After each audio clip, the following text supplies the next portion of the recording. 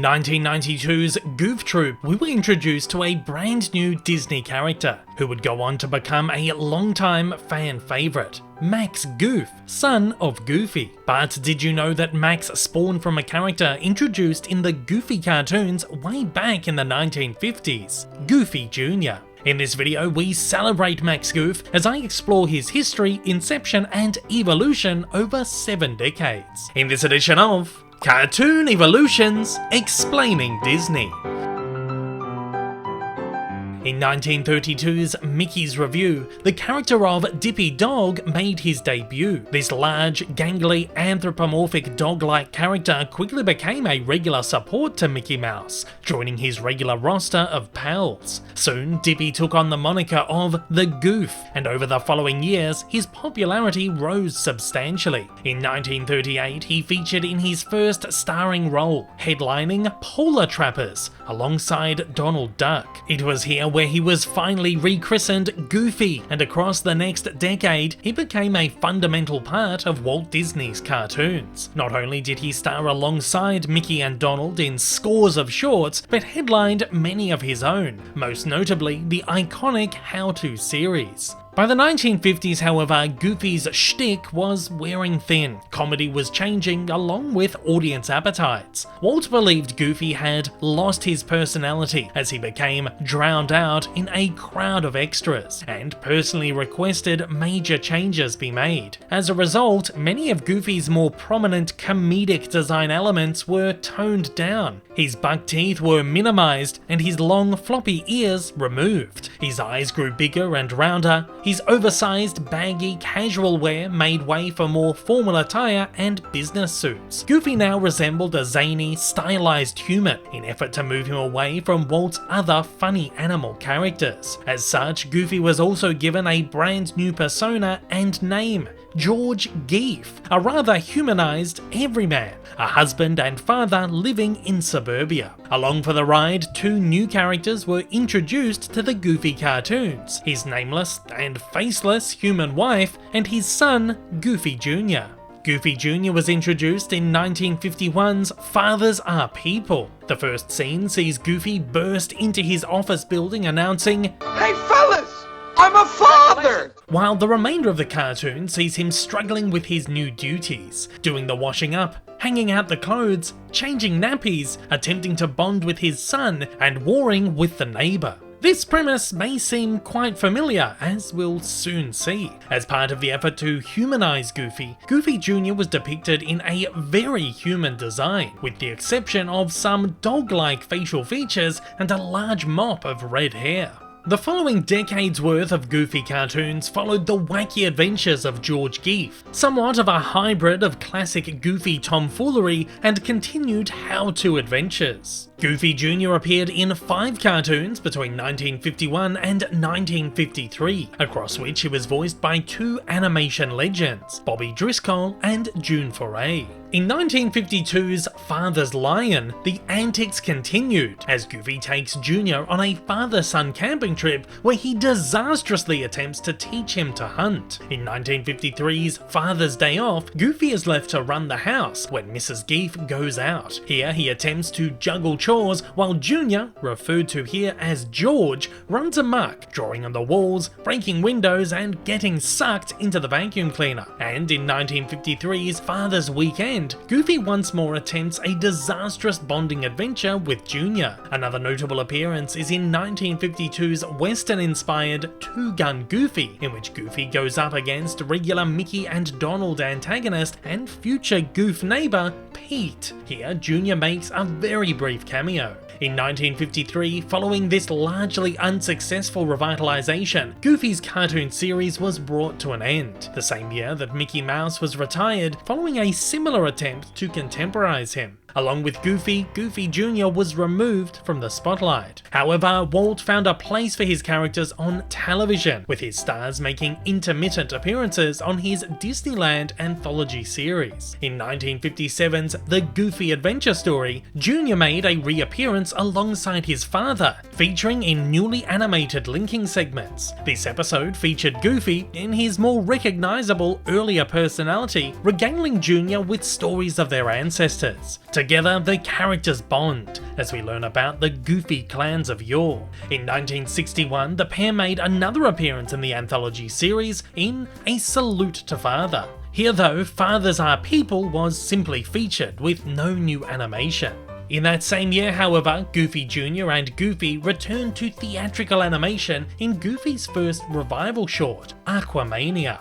Again, the cartoon followed the George Geef formula and saw Goofy and Jr. off on another disastrous bonding trip, as Jr. ends up behind the wheel of a boat, while Goofy, stricken with a case of Aquamania, accidentally finds himself in a water skiing race. While Goofy would appear in a couple more shorts across the decade, this was the pair's final theatrical cartoon appearance. After the passing of Walt Disney in 1966, Goofy, along with the other Disney characters, was retired indefinitely, as the studio struggled to handle Walt's characters without him. Naturally, Goofy Jr. slipped into relative obscurity in the succeeding decades, appearing only occasionally in printed media, most notably the 1977 children's book Goofy Minds the House. In the early 1990s, newly appointed Disney CEO Michael Eisner hatched numerous strategies to bring Disney animation back to its former glory. One such plan saw a large focus on television animation, which would not only introduce new characters to the Disney lexicon, but also revitalize legacy characters in newly contemporized settings for the new generation.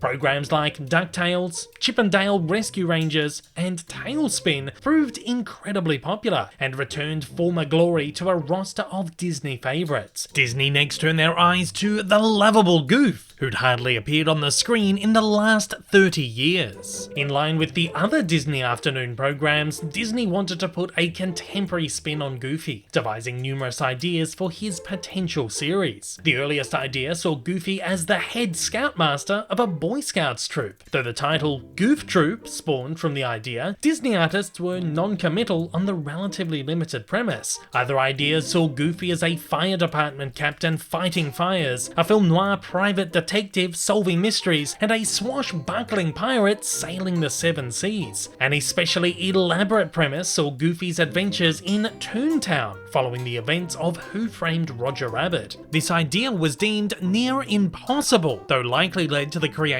of middle 90s Disney afternoon series Bonkers, which shared a very similar premise. Goofy's roster of supports were changed numerous times in these early concepts too. One take saw him surrounded by cutesy anthropomorphic animals, and another reportedly saw him opposite a giant gorilla and alien dragon babies with wings. It was Disney artist Mike Perazza who convinced executives that they were taking the Goof in the wrong direction, asking if Goofy is in a goofy world, is he still really goofy? Believing that Disney were trying too hard to reinvent the wheel, Perazza instead pitched a new proposal, one inspired by the George Geef shorts of the 1950s. It's one day in the life of Goofy and Son. From getting up in the morning to fixing breakfast, we see their differences side by side as his son tries to distance himself. No matter what though, he knows deep inside that his father will always be there for him, whether he likes it or not.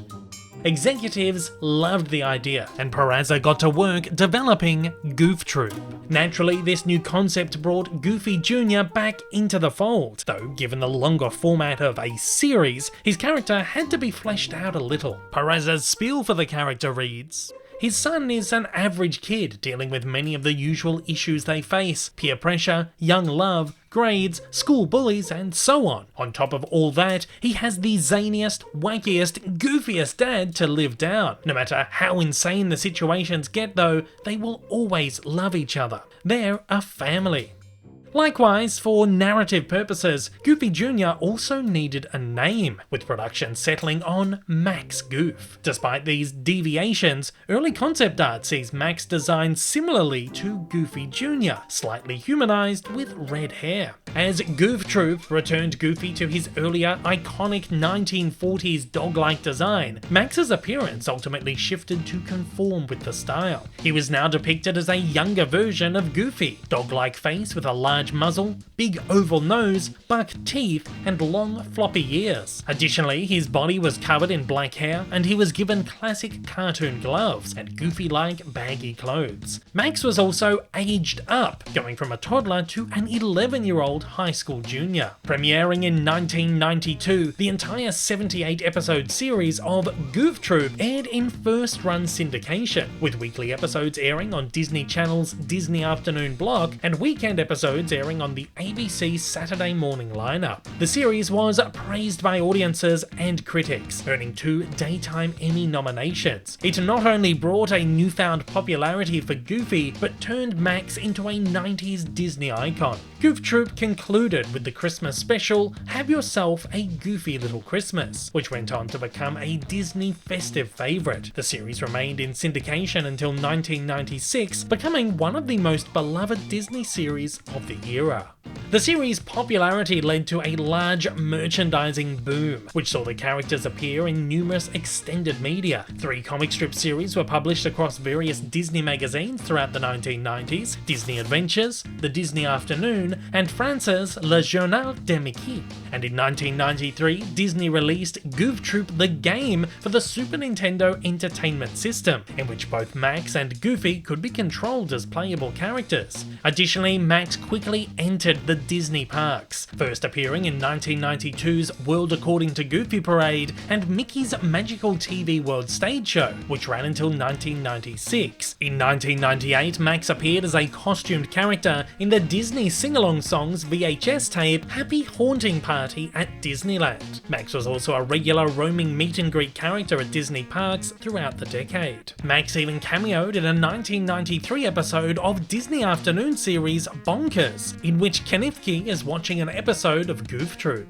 With a continued popularity throughout the decade, in 1995, Disney theatrically released a Goofy movie produced by Disney Movie Tunes. For the movie, Max was once again aged up, this time seen as a middle school-aged teenager, making him one of the only Disney characters to ever be consistently aged across appearances. The movie saw Goofy taking Max on an ill-fated father-son bonding trip after he gets in trouble for hijacking the school assembly, more or less taking on the Goof Troop episode formula and, by extension, the George Geef formula, but in a longer, more cinematic adventure. A Goofy movie was relatively successful, taking in $37.6 million on an $18 million budget, becoming a cult favourite of 90s kids. The movie is so beloved, many fans mistake it for a Walt Disney Animation Studios film. A Goofy movie also saw a comic adaptation in 1996. The 44-page comic was initially published in Europe with an abridged pocket-sized version made available with the US VHS release. The full comic was only adapted into English in 2021, published in Fantagraphics' The Disney Afternoon Adventures Volume 1. Max next appeared, albeit briefly, in 1998's The Spirit of Mickey, a direct-to-video special celebrating Mickey and his various cartoons. Here, Max is seen as a presenter in newly animated linking segments. In 1999's anthology film Mickey's Once Upon a Christmas, Max starred in the A Very Goofy Christmas segment, essentially a Goof Troop installment which sees Goofy attempting to prove to Max that Santa Claus actually exists. Max is again seen in his Goof Troop tween form. In 2000, Max appeared once again in his teen form in an extremely goofy movie. In the sequel to A Goofy Movie, this time released direct-to-video, Max is depicted as a high school graduate as he heads off to college. Meanwhile, Goofy decides to return to college, causing all kinds of havoc for Max on campus. Also in 2000, for the first time in almost 40 years, the original Goofy Jr. made his return in a pair of Mickey Mouse Works short films based on the classic Disney cartoons. In How to Be a Baseball Fan, he's seen yoinking the baseball from Goofy a couple of times, and in Pit Crew, he makes an insanely quick background cameo. Max would, however, return in 2001's House of Mouse series for several appearances in his Goof Troop design. In many episodes, he cameoed as the valet of Mickey's nightclub, even appearing in the opening sequence. Though in a handful of episodes, he starred in the main story. These include Max's new car, which saw Max taking a crazy ride in Mickey's new automobile, Max's embarrassing date, in which Goofy, Mickey and pals almost ruin Max's date with love interest Roxanne, and Goofy for a Day, where Max takes over Goofy's role as head waiter at the House of Mouse. He also appeared in the 2002 spin-off movie Mickey's House of Villains. Between 2001 and 2002, Max was featured as a playable character in a series of Disney sports video games. In these, he would appear in a 3D computer-generated design for the very first time. Max made another notable comic cameo in 2003, appearing in Goofy Gift Lesover Kochen, a 2-page strip published in the Dutch Donald Duck comic. It would later be published in IDW's English Mickey Mouse comic in 2017 as A Goofy Look at Cooking.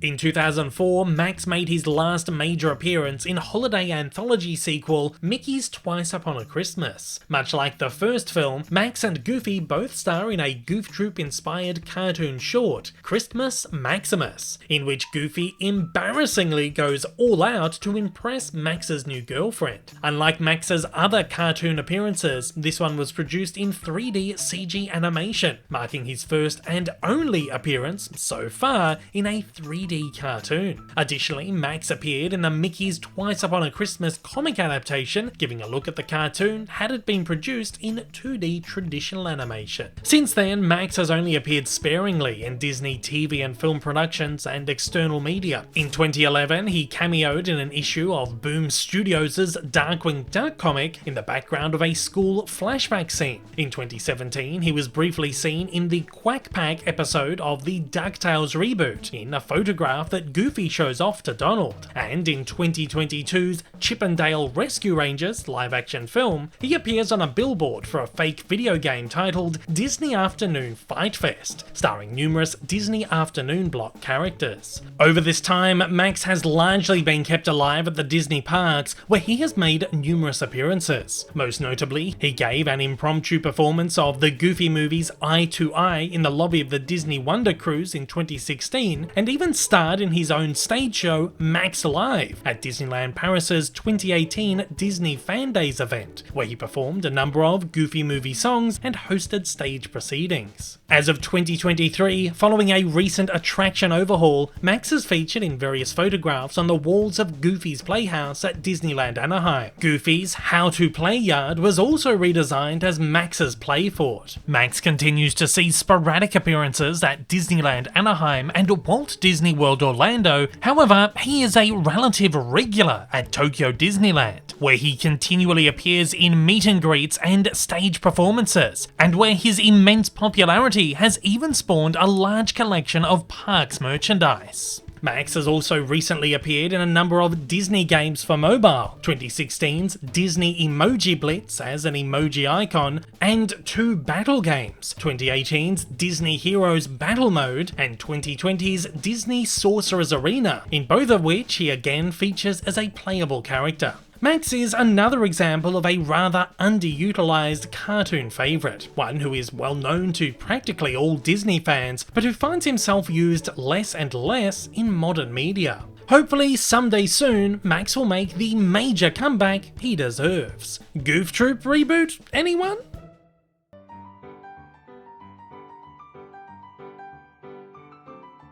At that, what is your favourite Max Goof appearance and how would you like to see him make a comeback? As always, join the conversation down below.